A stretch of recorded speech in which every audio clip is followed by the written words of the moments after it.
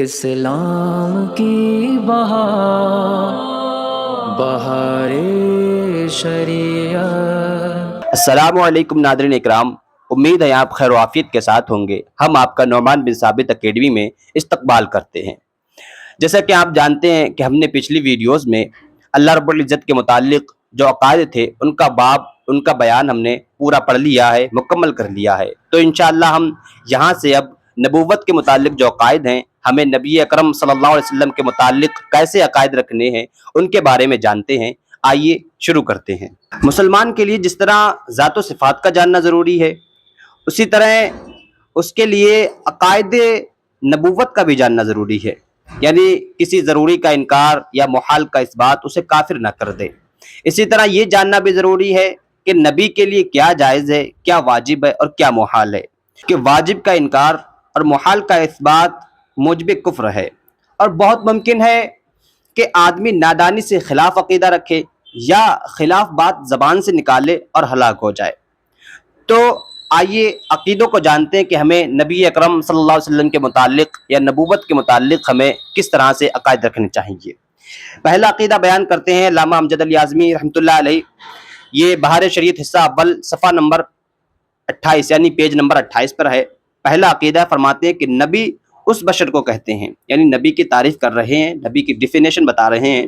نبی اس بشر کو کہتے ہیں جسے اللہ تعالیٰ نے ہدایت کے لیے وحی بھیجی ہو، اور رسول بشر ہی کے ساتھ خاص نہیں بلکہ ملائکہ میں بھی رسول ہیں۔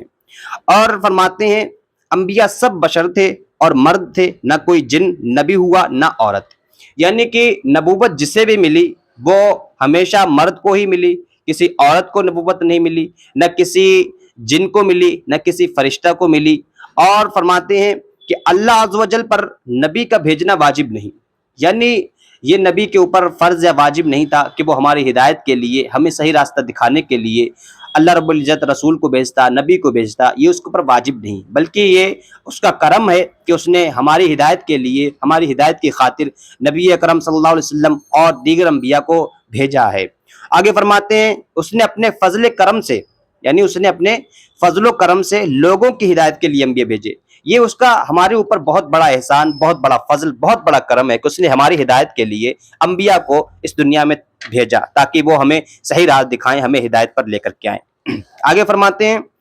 نبی ہونے کے لیے اس پر وحی ہونا ضروری ہے، خواہ فرشتہ کی معرفت ہو یا بلا واسطہ،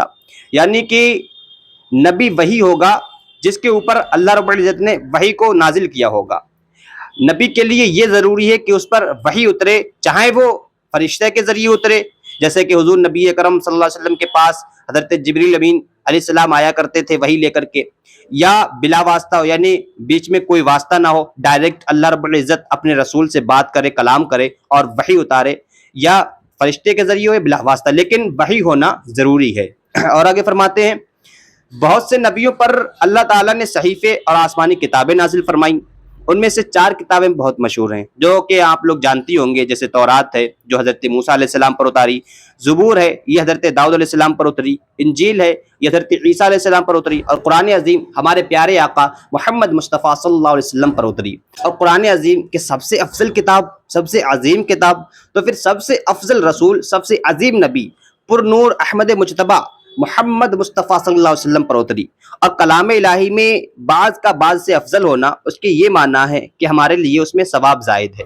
ورنہ اللہ عز و جل کا ایک اور اس کا کلام ایک، اس میں افضل و مفضول کی گنجائش نہیں، یعنی کہ کلام الہی میں، اللہ رب العزت کے کلام میں، قرآن مجید میں بعض کا بعض سے افضل ہونا، جو اللہ رب العزت کے کلام ہیں، یہ کتابیں ہیں، ان کا بعض سے بعض میں افضل ہونا، یعنی کہ ایک کتاب دوسرے سے افضل ہے، کتاب دوسرے سے افضل ہے، دوسری تیسرے سے افضل ہے، یہ اس کے معنی یعنی اس کے ثواب کے زائد ہونے کی وجہ سے ہے، ایسا نہیں ہے کہ وہ کسی اور وجہ سے، بلکہ اس میں ثواب زیادہ ہے اسی لیے وہ افضل ہے، ورنہ اللہ رب العزت ایک ہے تو اس کے کلام بھی ایک ہے، اور اس کا کلام ایک ہے تو اس میں افضل اور مفضول کی گنجائش نہیں، یعنی کہ کوئی افضل ہو کوئی کم تر ہو، ایسا بالکل نہیں ہے، بلکہ صرف ثواب کی وجہ سے وہ افضل ہے۔ اور آگے فرماتے ہیں سب آسمانی کتابیں اور صحیفے حق ہیں، جتنی بھی آسمانی کتابیں اتری اور جتنے بھی صحیفے اترے وہ سارے کے سارے حق ہیں، اور سب اللہ کا کلام ہے، سب کلام اللہ ہے، سب اللہ کا کلام ہے، اور ان میں جو کچھ ارشاد ہوا، ان میں جو کچھ آیا ہے، جو کچھ ارشاد ہوا، سب پر ایمان ضروری ہے۔ یعنی کہ توریت پر بھی ہمارا ایمان ہونا چاہیے، انجیل پر بھی ہمارا ایمان ہونا چاہیے، زبور پر بھی ہمارا ایمان ہونا چاہیے، اور اسی طریقے سے جتنے بھی صحیفے اللہ رب العزت نے نازل فرمائے اپنے نبیوں پر، رسولوں پر، ان سب پر ہمارا ایمان ہونا چاہیے۔ امید ہے آپ کو یہ ویڈیو اچھی لگی ہوگی اور آپ کو یہ سمجھ میں آیا ہوگا۔ اللہ تعالیٰ سے یہ دعا ہے کہ اللہ تعالیٰ ہمیں زیادہ سے زیادہ علم دین سمجھنے سمجھانے کی توفیق عطا فرمائے۔ جیسا کہ میں آپ کو بتا چکا ہوں کہ یہ نعمان بن ثابت اکیڈمی ایک اکیڈمی کے طور پر کام کرتی ہے، تو اس میں بچوں کو آن لائن پڑھایا بھی جاتا ہے۔ تو اگر آپ اپنے بچوں کو ناظر قرآن یا اردو ادب پڑھانا چاہتے ہیں تو ہم سے ضرور رابطہ قائم کریں۔ باقی ویڈیو دیکھنے کے لیے آپ کا بہت بہت شکریہ۔